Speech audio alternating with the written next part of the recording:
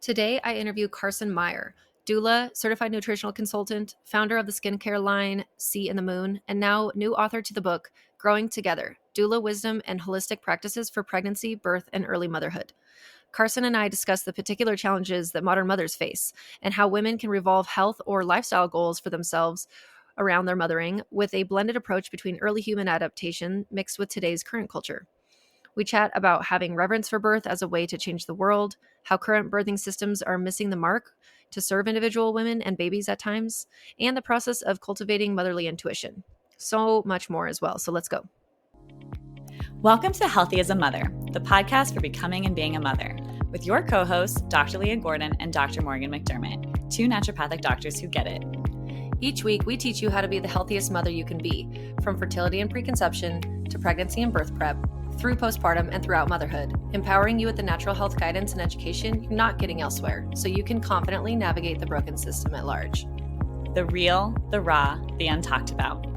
And remember, this information is not intended to diagnose, treat, or manage any disease. Always consult with your doctor before making any changes.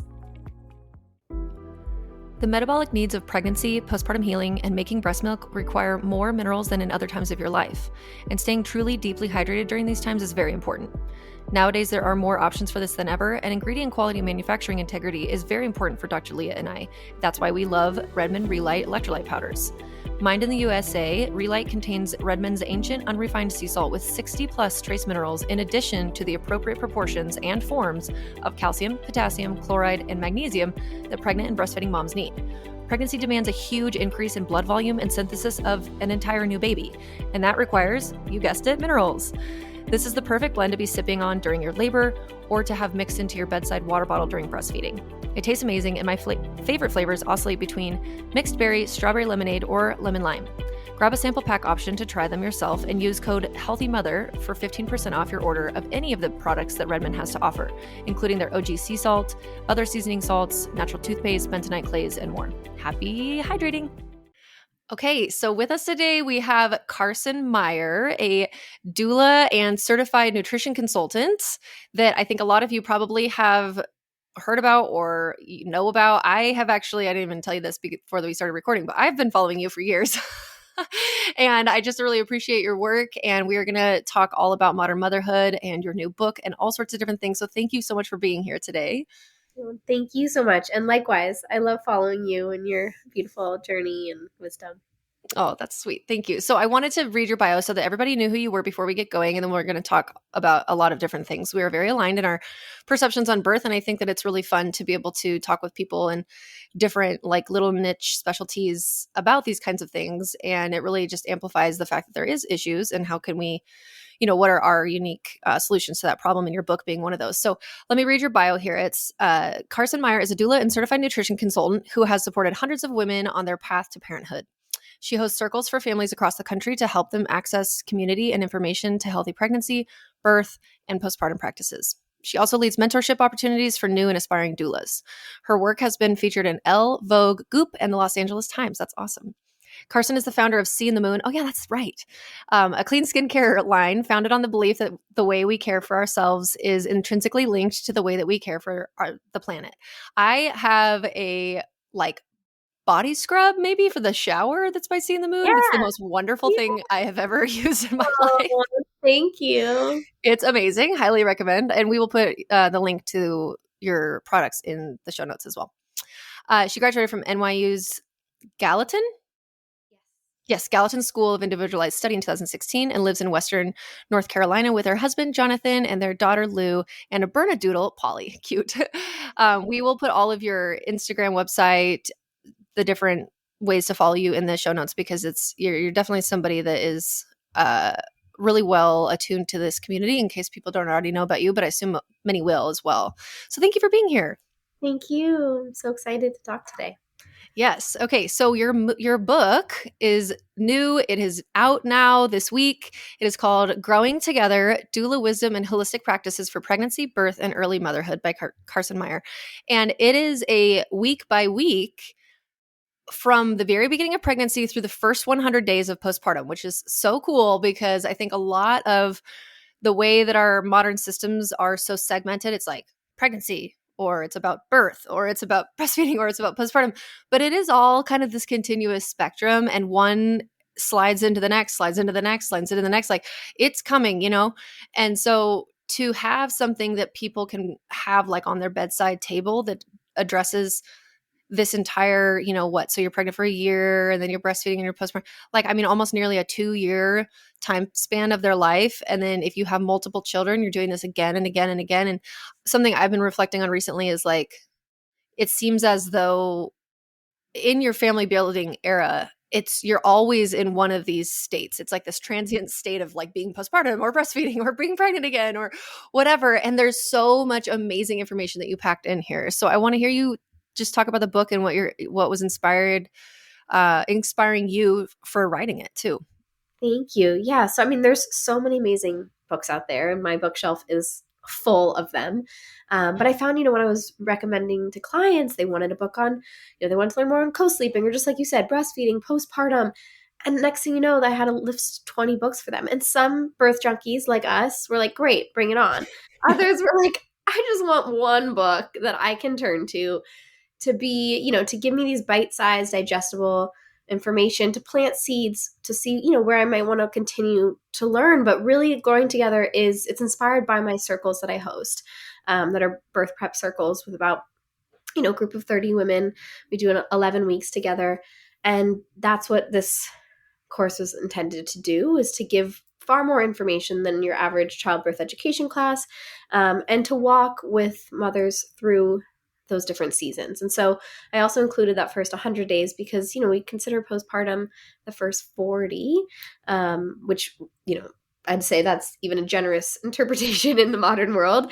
Yeah. But I was so shocked when 6 weeks came and went, or the 40 days. And I was like, okay, like I definitely feel a change, but oh my gosh, I'm still so postpartum, and I'm still like not fitting into my jeans, and I'm still like having breakfast in bed because I like haven't figured out how to like get out of bed in the morning with a newborn and go, do my life. And so I wanted something that would stay with moms a little bit longer to help that integration and transition. And I also felt like we're in this time right now, I'm sure you feel this too, where we're so obsessed with data, like so attached to the numbers. We just want somebody to tell us what to do, how to do it. And we just want to have this false sense of security, and certainty that we both know as mothers, and birth workers, like it just doesn't exist. It's not what this process is there to do for us. And it's not something that we can ever really attain. And so I wanted a book that contains the studies, contains the data, yes, and like walks women through the available information that we have so that they can make decisions for themselves, and creates an opportunity for women to actually feel more connected to their inner wisdom, and to invite them to go inwards, specifically through the activities that I have each week, so that we can feel more comfortable in the unknown. And yes.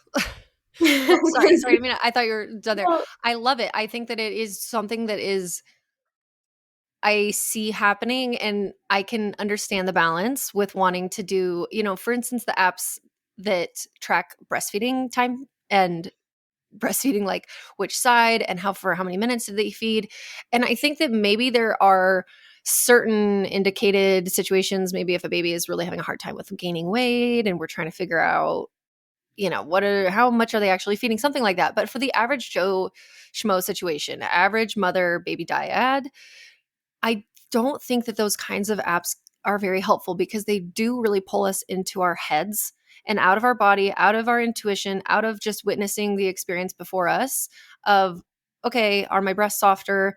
Did my baby drink? Was I watching their chin and they were like actually, chugging milk? Are they kind of happy and satiated? Are they sleeping? Are they crying? Like just kind of looking at them and trying to figure out with our other context clues, without this thing that we're going to feel like, well, 15 minutes and then 12 minutes. So we're done for sure. And I'm going to ignore the actual reality before us, No, I couldn't agree more. And we see it across the board, like breastfeeding, labor, in every area of our lives. But I think it becomes a really stark realization when we're talking around about motherhood and about birth and about life, because it is the most innate experience that there is. And it's a reflection of life being the most individual and like nuanced experience that there is too. And when we attach to the numbers or the apps, exactly what you're saying, then we stop tuning in and paying attention to that specific child's need. I mean, I have one baby, you have four, and like you probably so well. It's just like each one of your children's experiences and needs are so different. And so to put every baby or every mom into a box or a timetable does such a disservice on so many levels. I've never seen the timing breastfeeding benefit anyone, frankly. Yeah. And, it's just making me think about putting things into a box and how, okay, there's some quote, and I don't know who says it, but it's something about how if you look around in natural spaces, there's like curves and different shapes and whatever. And if you look around in like man-made human spaces, there's straight lines, and there's almost no other areas naturally in where there's so many kind of boxes and straight lines. I mean, obviously a honeycomb has, for the pentagon or hexagon or whatever, it has some straight lines on it. But I'm saying that there's this idea, and I don't know where it's coming from in my mind, but it's about how like humans have this sort of, I think, innate wish and want for order, because everything can feel very chaotic in natural settings and it just kind of grows wildly. And there's a piece of us that just doesn't want to embrace that.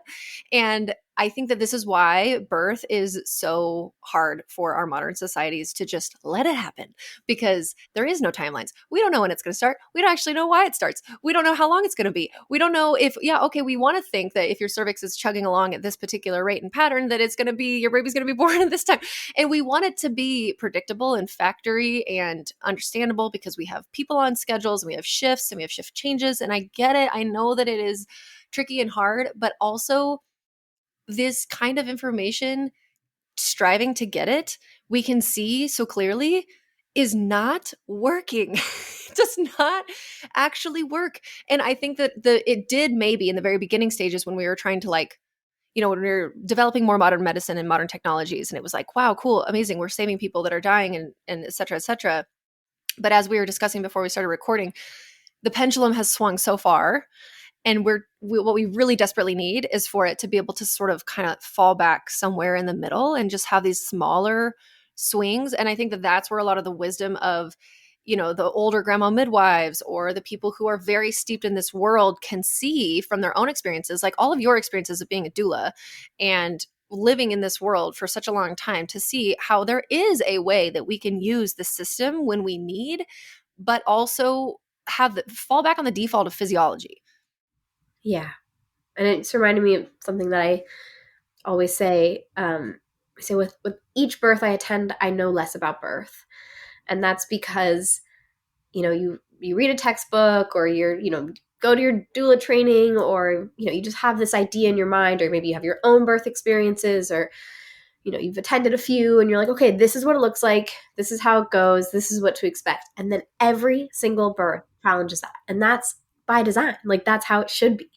We should always be keeping that like beginners and open mind. And beyond birth, I think, like, as you mentioned with the medical field too, the best doctors operate that way too, where they see each patient, each human in their own unique self, like in having a unique human experience. And so, I think it's so true. Like when we stay in that rigidity, we lose sight of like what we can learn from each new experience.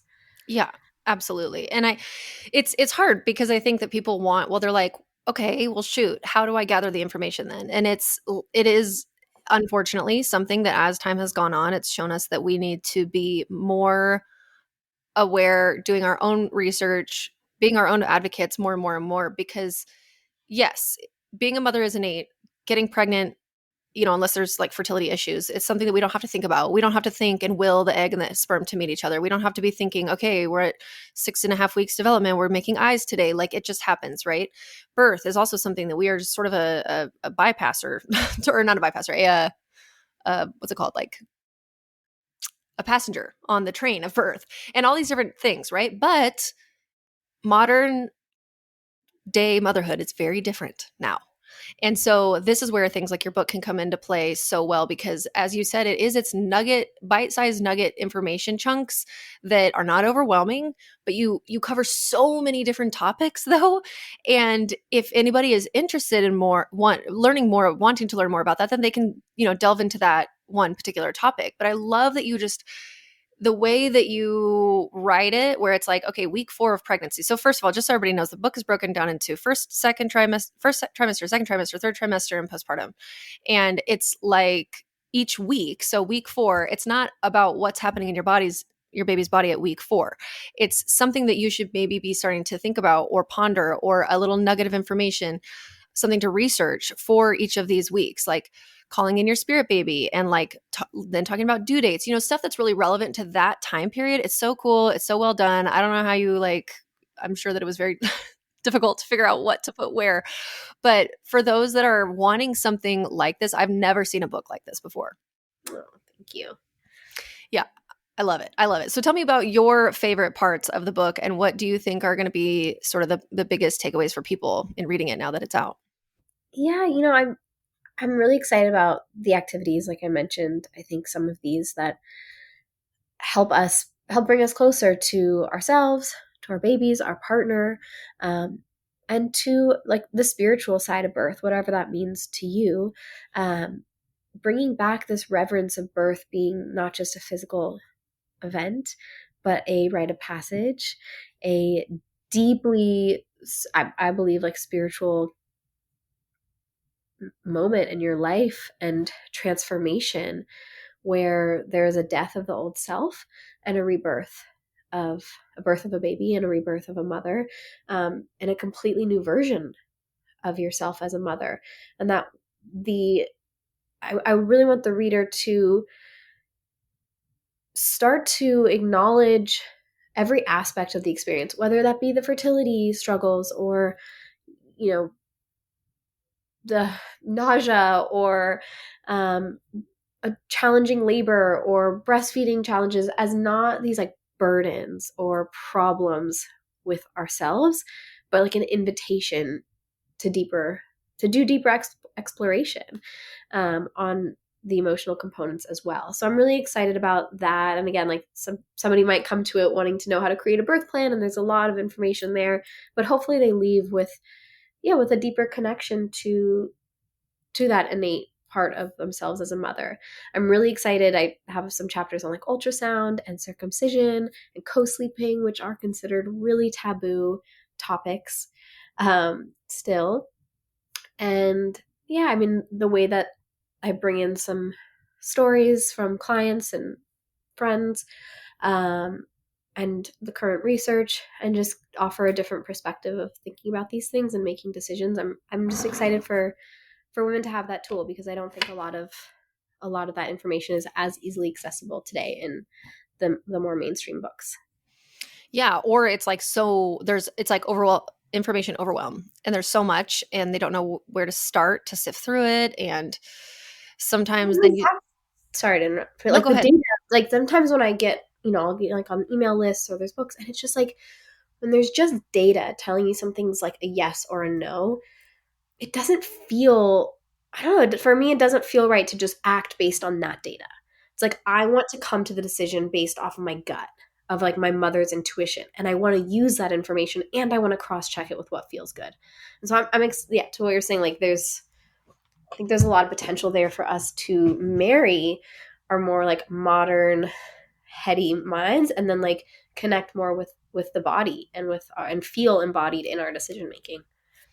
Yeah, and this is reminding me of like the difference between like masculine and feminine energy, right? So masculine being so more information, data, deadlines, time, linear, straight, checkbox, yang energy, if you're talking about the TCM, traditional Chinese medicine perspective, and then the yin energy of femininity and motherhood, and being kind of in this flow and intuitive and creative, kind of never ending, never stopping. It sort of just flows from one thing to the next and the next and the next, is something that has been really stifled in general in our culture, right? For whatever reason.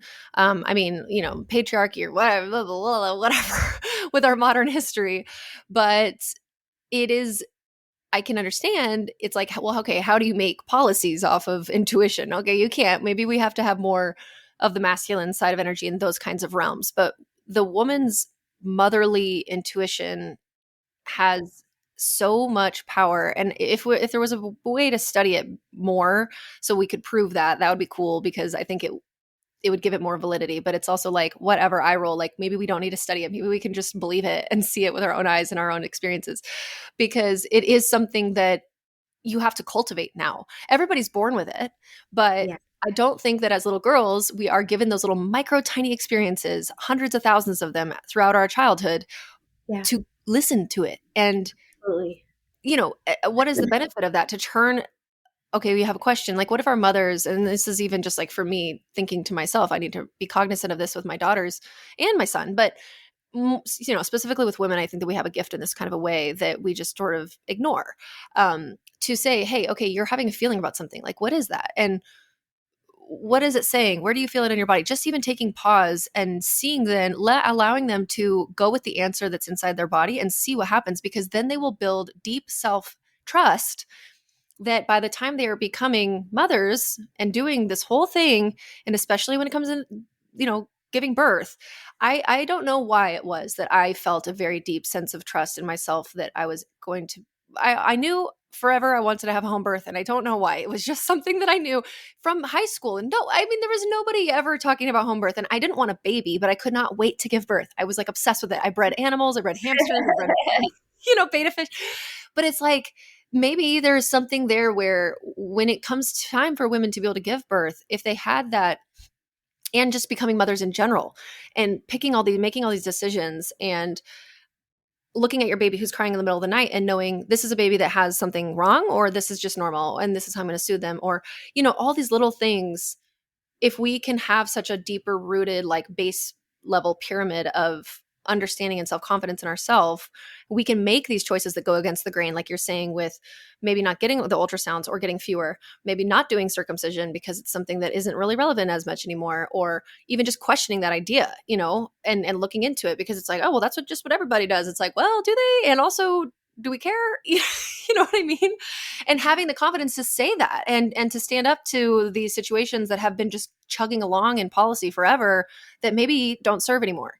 Yeah, absolutely. And I think this topic of intuition, and I'd love to hear from you, like how you define it and what it looks like for you in motherhood, but it can be such a daunting word and term and concept. And I think that we put a lot of pressure on ourselves for it to mean that we have to be like oracles or something, or like know the answer to everything, not have any fear, not ever have, question ourselves. And that that's not really how I define it.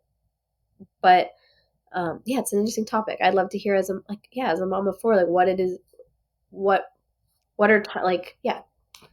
I think for me, it's actually been something that I self-identified verbally, that, oh, I don't really have a good strong sense of intuition. I would say that like a lot up until just a couple of years ago. And I don't really know why. I think because I'm very heady, very over analytical, very quick to overthink and overanalyze. And that was my default, was like up here. I think because it made me feel safe.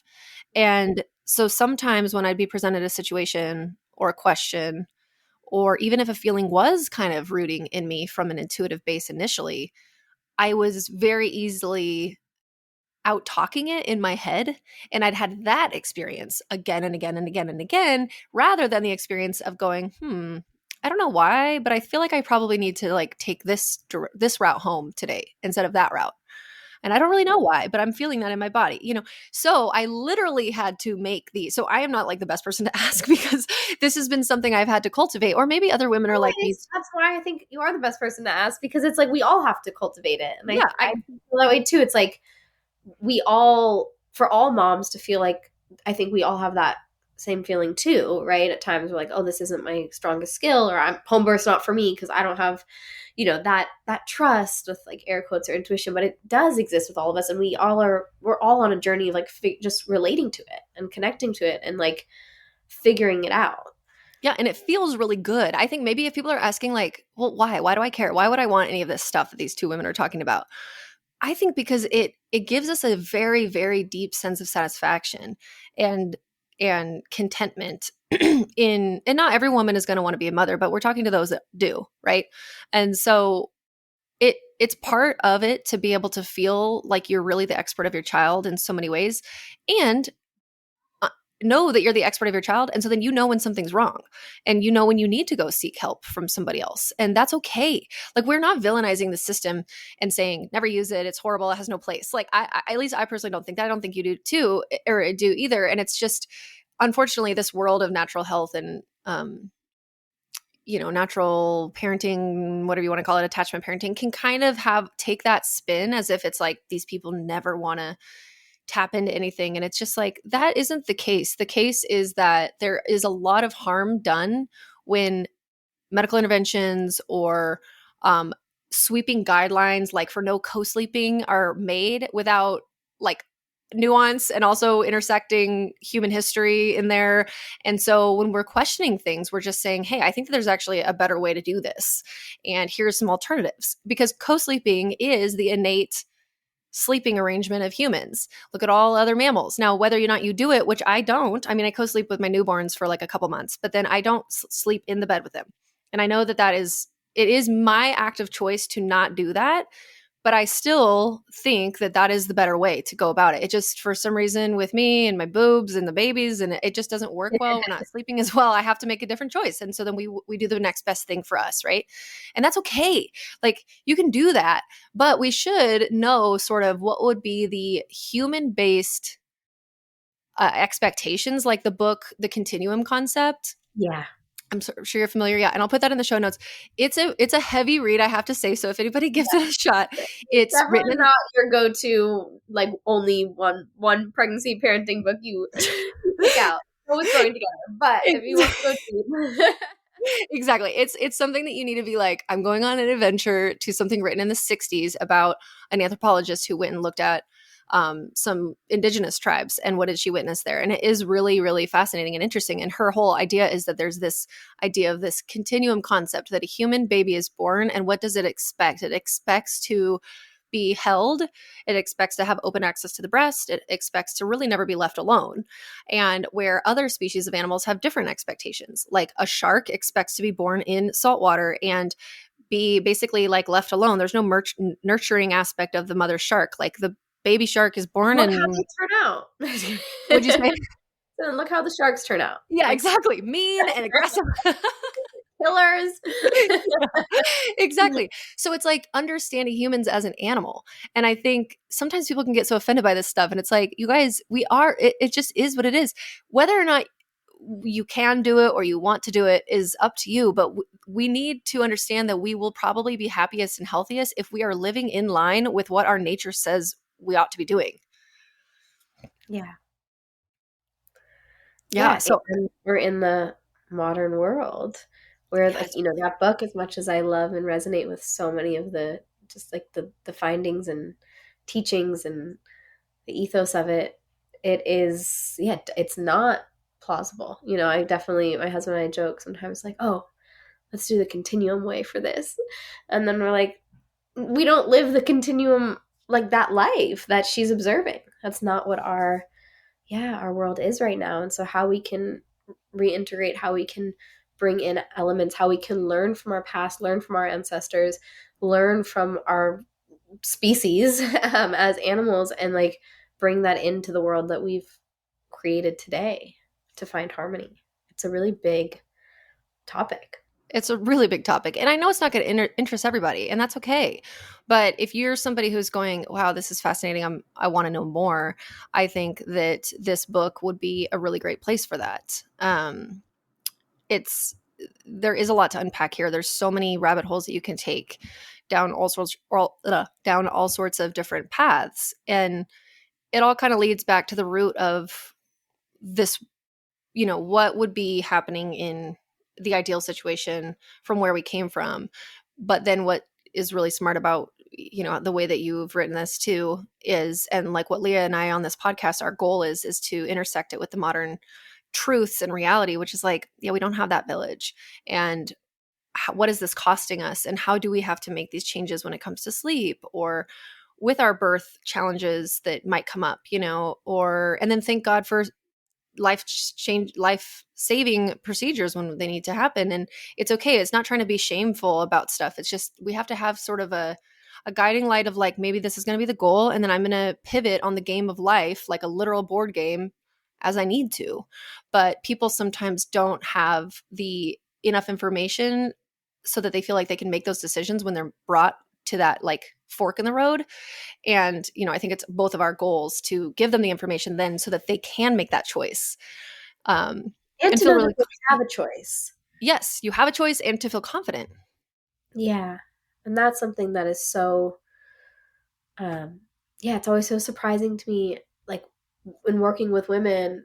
And it's, I say this not because I'm like, how could you not know? I was right there saying the exact same thing before I became a doula. So being a doula was such a valuable, I guess, preparation for motherhood for me and for birth. But even the language we use, like I'm not allowed to birth on all fours, or I can't give birth in the water, right? And I invite my clients to say, it's not that you can't or not allowed. It's maybe that your provider doesn't have the skills to catch a baby on the toilet if you want to be in there, or your provider is not comfortable with that. And so even just simply like shifting the language so that we're not taking away our own power and willingness and like understanding of what we're capable of and what's available to us, but more recognizing of like within the context of this birth environment, this would not be available to me not because of my body, or because of how birth is, but because of what's on offer. Let's take a quick break to hear a word from our sponsors. Did you know that 97% of women in the US take a prenatal supplement, yet 95% plus are still deficient in key nutrients? My favorite prenatal is from a company called Needed because they dose nutrients at levels to not just meet the bare minimum as most prenatals do. They actually use form of nutrients and dosages that allow mama and baby to thrive. Needed actually approached me years ago and asked me if I could help them design the perfect prenatal because they knew that the current prenatals available were not actually helping women. We spent over 3 years diving into the research and understanding what practitioners are seeing and what women actually need at this important season before we formulated this amazingly supportive option. It's no wonder over 4,000 practitioners now recommend Needed, something I am very proud of. If you have followed me for a while, you know that prenatals and optimizing nutrients starts long before pregnancy, so no matter where you are along your fertility or motherhood journey, Needed is the brand I recommend. Head to thisisneeded.com and use code HEALTHYMOTHER to save 20% on your first order. Again, visit thisisneeded.com and use code HEALTHYMOTHER to save 20%. Okay, back to the show. Yes. And then for someone like me, as I'm so very much an information person, so then I remember the first time I was learning that concept and idea. And then it was like, well, why would a woman want to birth maybe in a different position, like on the toilet or on their hands and knees or something? And then when I had the realization and the paradigm shift of going, wait a minute, the labor and delivery ward in the hospital is not encouraging and supportive of what would be physiologically most in line with a baby being able to twist and navigate the pelvis, which we know is happening, a mother being able to sense her body and her contractions and then her pushing in a different kind of a way, given a different sort of a position. Like, if they're not encouraging of that, what else are they not encouraging of? And why are they not encouraging of that? And I don't think it's because they sit behind on their desk at night and they have like malicious intent. I really don't think it is. It's just that we have gotten so stuck in like, this is hospital policy and this is what we do. And when we start to question things, there's a sense of authority over it that it's just best. And it just is what it is. Don't question it. It's sort of like talking to the cops. It's like, it's very nerve-wracking when you get pulled over and you're trying to speak to a policeman and you're like, oh, I don't know what's going on. And it can kind of feel that same way in a birth setting, with an OBGYN who isn't supportive of your questions maybe, or the way that their attitude is. And it's just like, okay, but we need to just recognize that this is a problem that's happening. And some OBGYNs are not like that. And you should seek them out. If you want a hospital birth, you can pick somebody different. And you can have somebody who does really deeply believe in the physiological benefit of being able to move in your birth in that kind of a way, and then hire somebody like you, a doula, who really, really gets it and has that experience. And it can feel daunting, overwhelming, exhausting that we have to do all these things, that we have to go to these lengths, we have to do all this research. We can't just kind of like lean back and zone out and allow them to take the reins. Like, no, sorry guys, like we can't do that. It's not working anymore. And I know that you want to think that they have your best interest in mind, and they do in some ways, but there's a lot that we know is also just not being like remembered, I guess.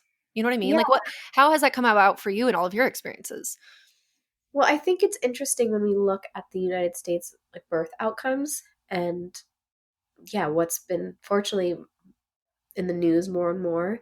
Not fortunately of what's been shared in the news, but that it's getting more airtime, and that people are starting to recognize and wake up to the state of maternity care in the US. But we have some of the worst birth outcomes in the developed world. I mean, our infant mortality rates, our maternal mortality rates, our cesarean rates, it's not something that we should be proud of.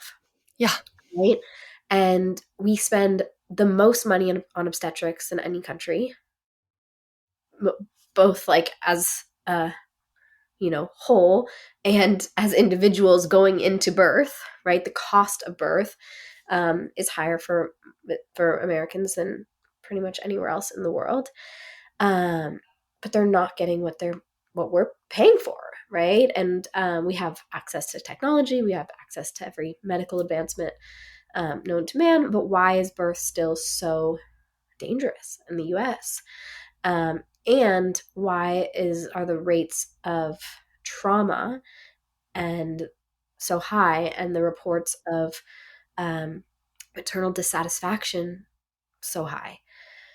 And I think this comes down to exactly what we're talking about, is we are disregarding the physiological, right? The innate, the spiritual, the emotional. And that when we bring that together and marry it in a healthy and balanced way with the modern, that's how we have safer birth, right? But that would require listening to women, honoring their individual needs, seeing each woman and each baby as their own, right? Not just as a blanket data risk factor. To really, when you mentioned like you can find an OB who recognizes the benefits of physiological birth and has that understanding. And it, like, if you don't know about physiological birth, it sounds like maybe like, oh, that's woo woo. How would I find that? You're like, no, this is science. Like this is biology. This is the brilliant design of the body. And because we're trying to override it, we're creating more complications, right? And so instead of these interventions being used as a tool to help in the small percent of births or high risk pregnancies, or births that need emergency care, we're offering it or suggesting it, recommending it, not we, but the system, to every healthy birthing woman. And of course, there's going to be increased risk of complications as a result, right? And so as simple as moving around in labor, like if you don't know about birth, it sounds perhaps like, why would I care, right? In the movies, they just sit there and they relax and they, have an epidural, but why would it matter? But it shouldn't be something that only a doula would recognize the benefit of, right? And I say that about doula support, actually. A lot of people ask me, well, I don't know if my OB is going to want me to have a doula, or what if my OB feels that's like an infringement, or feels like there's conflict, or just, is not really into that. I'm going to say, well, then that is one of the biggest red flags. And not because of my ego or like, oh, I want everyone to like me or want me there. Doulas are great. Obviously, I think doulas are great. It's literally evidence-based. Like, we have the data to support the improvement of outcomes for mothers and babies when a doula is present. So we want a doctor who's up to date on research and can see, oh, wow, this doula being there to support my client, my patient, is going to actually make this birth safer, A. And B, we want an OB who recognizes your emotional needs and your comfort and your feeling of safety and support as a crucial part of birth safety, right? And health. And that's because our experiences matter, and we're not just physical beings, but we're emotional ones. And, we don't have to get all into that, but our emotions obviously manifest in the physical as well. But also because of oxytocin and what we know about that. And like oxytocin, I always say, is like the most profound connection between like what your doctor believes about birth and what your doula believes about birth, right? Because your doctor knows that oxytocin is so important that there is a drug that's the most widely used drug in the US, in pregnancy, which is Pitocin, to augment labor. And that is synthetic oxytocin. It literally says on the label oxytocin, but it's something that our bodies are just creating on their own. And it's the love hormone, right? And so feeling safe, feeling seen, having the music you like, having your partner cuddling you, being in an environment where you feel safe, minimizing those fears and that pressure in the birth space, the candles, all of it. Like that's just not for a photo op. It's literally Right. to support the feel-good love hormone that has been well documented, that it releases, the highest releases through birth, but we know that it comes out in us when we're in times of intimacy and sensuality and sex and feeling safe and feeling loved and with family and laughing. And that's what birth should be. And not just because we want a good photo of it or, a good memory of it, which is of course important, but because that's how the hormones benefit birth and postpartum. Sorry. Yes, yes, yes, yes, yes, yes. Exactly. I'm so happy that you said that it's not just about the photo op, because I do think there's a judgment to people who are new to this um, world, or maybe who are on the outside of the world, and they're like, "God, all these people that, just with the candles and the lights and the twinkle lights and the bathtub and they're or whatever." And it's like they think that we just want to do it for Instagram, and it's like, you guys are so funny. Birthing in the water or using water as a huge tool is an amazing way to manage the sensations of labor. And to me, pain isn't a triggering word. So I always talk about like, it reduces Yeah, the pain in like I'd say half. that too. Yeah. Yeah. Yeah. Sometimes I know that people can be sensitive to it, and I do get it, because sometimes people don't interpret it as pain. But yeah, the understanding of the physiology of oxytocin is there in the medical system, because we Yeah. have a drug that is there, but they It's will literally, they were not. like, let's try and mimic this as best as we can because it's the most important hormone. I know, it's like, instead of just increasing it in your own body, let's just give it to you in a drug. And I mean, and we're not being facetious about like, or we are being facetious about kind of like making light of it. Yes, Pitocin has a time and a place, and it's great.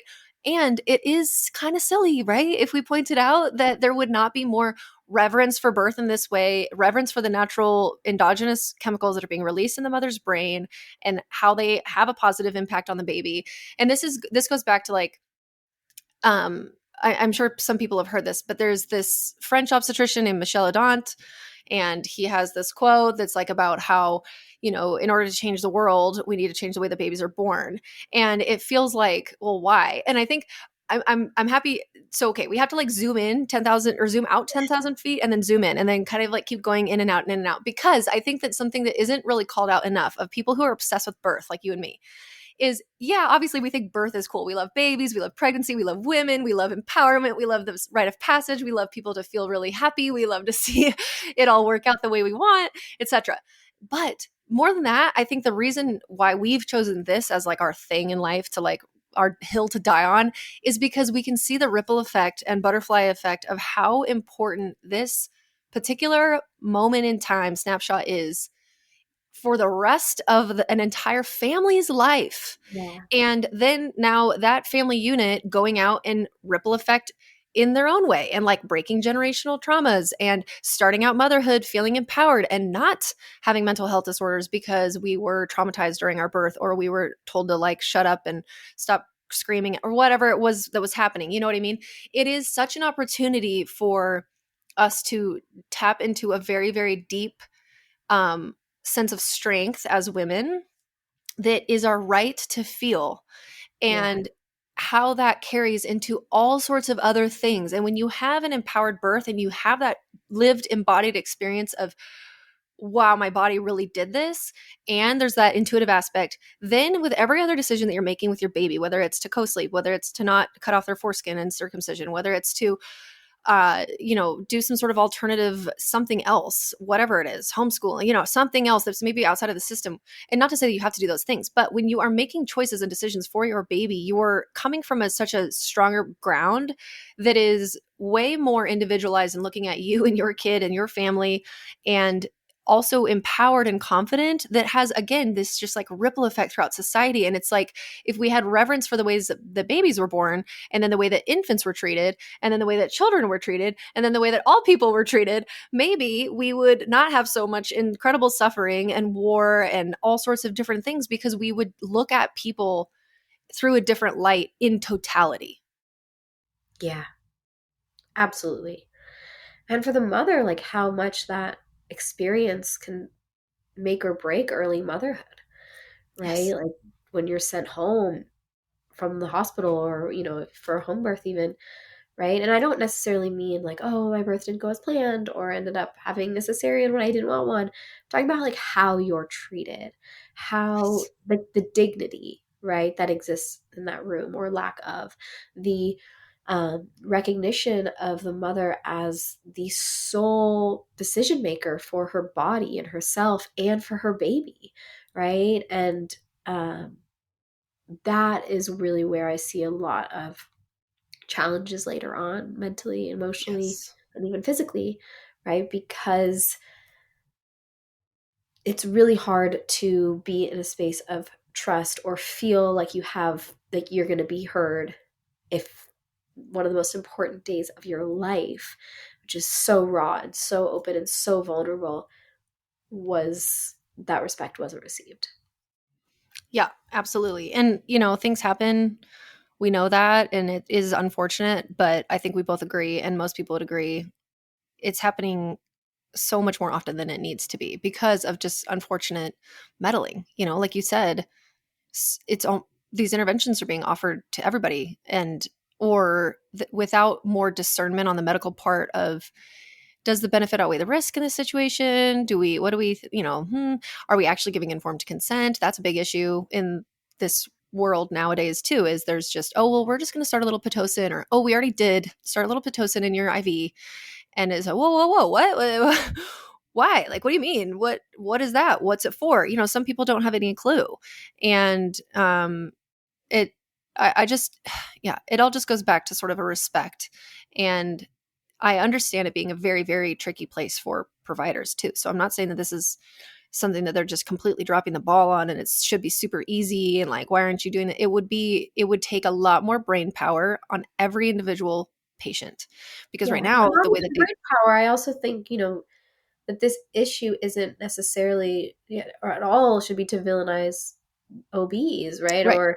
Or doctors in general. Like there's so many who are doing, just working overtime to be the light within the system, but it's a lot of this is bigger than them, right? It's the hospital policies, it's Yes. the insurance companies, it's liability risk, it's pharmaceutical companies. Like there is a big system behind a very well intended, in my opinion, person who's experiencing so much burnout, probably a lot of debt from medical school, and has been, just been put into a very, very, very broken and flawed system. Yeah, I'm so glad you said that. I really do think each individual person is trying to do their best, but it is so hard when there are all of these, yeah, rules, regulations, laws, and everything. And then, yeah, it is to then question. This is where you can't do this. You can't have these conversations. You can't ask these questions of how does the insurance, pharmaceutical companies, and industries influence us in ways that are maybe negative. I think there's been this just like, oh, it's all beautiful and awesome and wonderful, la la la la. And it's like, yeah, but there is a side to this of overreach that causes real, actual problems as it trickles down to the individual level of the way that people are treated. Like I have somebody in my one of my pregnancy calls right now who's like 39, 38, 39, and lives in a state where that has risked her out of home birth and birth center birth. And I'm like, Yeah. what? Just for the number? It's like these things just don't, they're not looking at the person before them. And that's not like a conspiracy theory, you guys. Like we have to all be able to look at that and say, does that make sense? Yes or no? No, it doesn't make sense. A 38-year-old may be in a completely different health state than some 26-year-old somewhere. And so just that is like a very, very micro example, I think hopefully can empower us to say, you know what, okay, I do need to do my due diligence and learn about all of these things before I have my baby, or while I'm in the midst of motherhood and I'm trying to do, my research while I'm pregnant about all of these different things. What is it that I might need to know about? Yeah. And I And wrote a little bit about that in my book around yes. midwifery care specifically, and that it was really never intended to be uh, under legislation, right? Or the jurisdiction of the medical board. I mean, midwives existed to stand alongside women for as far back as we can, know. They have been around. And, it's so wonderful that midwives are working in hospitals and that they're more accessible, and insurance may, cover your midwifery care, and that they're recognized as a crucial, like, clinical part of your support team. But with that comes the downside, right, of regulation that is not always in service to what's best for that mother, and that relationship is a sacred relationship where the midwife should be able to come with her boundaries and her uh, risks she's willing to take as a Yep. midwife, what she's comfortable with, and then the mother, being the person with everything that's at stake, herself and her baby, should be the only person that, aside from the midwife, who of course has her own personal kind of scope. um, the mother should be the one to decide which risks she's willing to take, because there's always risks in birth, and there's risk to hospital birth, there's risk to free birth, there's risk to cesarean birth, there's risk to an induction, there's risk to not doing an induction, and that risk is ours to the choice is ours to make, and the risk is ours to take. um, and yeah, I really believe that the regulation of midwifery care comes with a lot of complexities. Yeah, I can that see that. It's like there almost needs to be then a third option where people can be opted out of that, but still have and they people are. attending. There's lay midwives who do that, and it varies state to state, but birthing with a lay midwife can be a really, really, really wonderful option for a lot of women. Yeah. Yeah, amazing experience for them.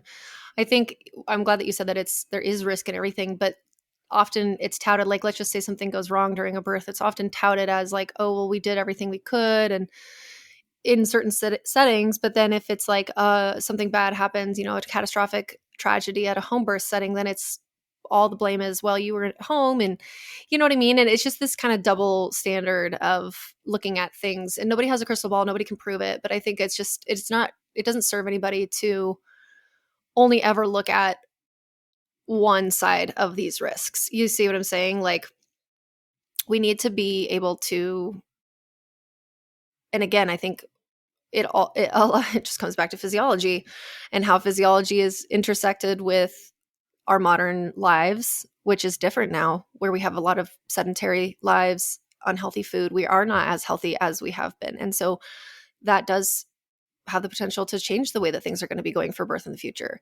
Yeah. But when we think about, as you were saying, risks and how things are perceived, and even when we're talking about insurance and policy, a lot of people don't know this, but if a doctor or midwife, right, but specifically a doctor within a hospital, they're more likely to get into legal trouble if they wait and see, right, Mm-hmm. or don't act quickly with intervention, which is what many women are wanting, right, is to not have unnecessary intervention. If the doctor does a C-section and does every possible intervention, every medication, everything, does a C-section, and it ends in the worst case scenario, they're far more protected because they did all of the things, even if it was the cesarean that led to the issue, right? Um, and that is the core of the problem, right? Is like, how do things hold up in court? And doing everything, as you said, is what holds up better. But sometimes the major abdominal surgery itself can be the highest risk option for the mother. It's just sad because it's like, how could you even, I can't even think of a solution to that. Like, how would you prove, or, I mean, I guess we just can't. We just have to have an understanding that that is the way that it is. And that for certain cases, it's a good thing that that's the way that it is. But we can't be naive to think that it's going to serve the majority, unfortunately. Carson, thank you so much for everything that you have done with writing this book. It's 304 pages. I just looked at the stats of it. That's a lot. It is. And It's also I want to say that, go ahead. 333, which was totally by accident. And then there's the, 333. Okay. Oh, I love that. That's a beautiful. I know. That was an accident, but one that felt very special. Yeah, very special, very divine. And I just wanted to note too about the 100 days postpartum is like getting through that entire fourth trimester, which is the first 3 months of birth or post-birth. But it's like, because the baby is, if we're born early or, a 0 to 3 month old baby is going to need a lot of a different one-on-one holding attention. And I think that it's really cool. Also, a lot of traditional cultures have kind of ceremonies around 100 days after birth for their babies. And so it's just a cool number. It's an amazing opportunity for people to be able to have a resource sitting on their bedside table that has all of this information in it that you can kind of like swim through, and you can skip ahead and you're still like interested in learning. And it's not going through week by week of the development of the baby. And I know I said that earlier, but I just don't want anybody to be confused. It's week by week based on like things you should be thinking about outside of what you might have ever heard about babies and birth and raising kids before. It's so cool. There's recipes, there's activities and little meditations and, just thought experiments. But then there's also little nuggets of information that could lead you down a path of some kind of interest that you didn't even know you had. So I really, really love it. And I'm super excited for our listeners to go out and get it. And it is available now. It just released yesterday, March 25th. So it's called Growing Together, Doula Wisdom and Holistic Practices for Pregnancy, Birth, and Early Motherhood. Thank you so much. Thank you, Carson. Are you pregnant or trying to conceive and looking for reliable, engaging education around how to have a healthy pregnancy and prepare for the future aspects of motherhood to come, like birth, breastfeeding, and postpartum? Well, then look, I've got you. This is exactly the education that you'll receive with my 6-week pregnancy call. You get access to my most comprehensive resource of everything I wish women knew before heading into motherhood. It's simultaneously a pregnancy health course, birth prep series, breastfeeding 101 course, and postpartum planning class all in one. And now it's available not only during our live rounds, where you get tons of one-on-one support from me and a small group of like-minded women, but also in a lessons-only format. The lessons-only version of this course is just that. It's all of the content, but it's without the Q&A calls and without the group chat. This version is available on my website at all times too. So log on to www.milkmedicine.com/lessonsonly to check it out, or you can go to the show notes for the link. I hope that you'll enjoy it. Thanks for listening to this episode of the Healthy as a Mother podcast. In order for others to hear this information, please leave a review with Apple Podcasts, subscribe, and send to a friend who could benefit from this content. We're so excited to share more on becoming and being a mother next time. And please remember that the ideas and views of this podcast are for informational purposes only and are not intended to serve as a substitute for medical care of any kind, including the diagnosis or treatment of any illness or disease. Consult with your provider before integrating this information into your own care plan. And remember, a healthier future starts now, and it starts with you.